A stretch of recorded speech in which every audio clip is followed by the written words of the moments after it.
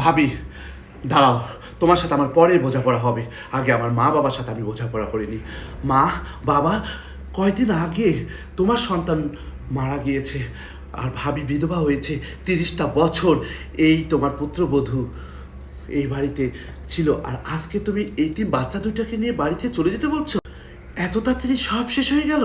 তোমাদের দুঃখ, কষ্ট, চোখের পানি, সব কিছু তোমাদের মায়া শুধু তোমার সন্তানের জন্য? সন্তানের দুইটা যে এতিম সন্তান আছে তাদের দিকে ভাববে না? ভাবি, তুমি কোথাও যাবে না, এখানে থাকবে। কাঁদছো কেন তুমি? চোখের পানি ফেলে তোমার কোনো লাভ নেই, তোমার চোখের পানি কেউ মূল্য দিবে না। কারণ তোমার স্বামী নেই কি হয়েছে, আমরা তো তোমাদের পরিবারের একজন, আমাদেরকে তো সন্তানের মতো তোমরা ভালোবেসেছো। আজকে এই বাড়িতে চলে যাবে, 30টা বছর মায়া কান্না এই পরিবার ছেড়ে তোমাকে যেতে কষ্টে। আর আমার মা বাবার চোখের কষ্ট যে আমার সন্তান, তোমার সন্তান চলে গিয়েছে, কিন্তু তোমার সন্তানের স্মৃতি।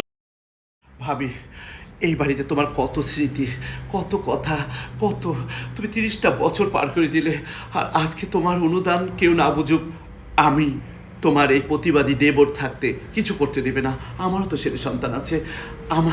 আমি যদি মারা যেতাম, এই দৃশ্যটা হয়তো বা আমার স্ত্রীর সঙ্গে হবে, এটা আমি হতে দেব না। ভাবি, তুমি তো মরেই গেছো। তুমি তো সাদা থান পরে আছো, কাপড়ের কাপড় পরে আছো। কারণ আমার মা বাবারা বুঝবে না। আমার বোন যদি বিধবা হতো, তাহলে আমার মা বাবা কী করতো? নিজেদের বেলা টন্টনা। তুমি ছেলের বউ বলে না, তুমি বিধবা হও নাই, তোমার দুটা বাচ্চা আছে।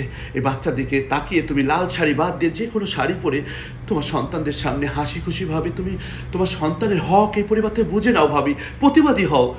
এভাবে নরমভাবে পড়ে থাকলে হবে না। তোমার সংসার, তোমার প্রতিবাদ করতে হবে, তোমার হক তোমাকে বুঝে নিতে হবে, তোমার সন্তানের জন্য তোমাকে বাঁচতে হবে। ভাবি, খেদে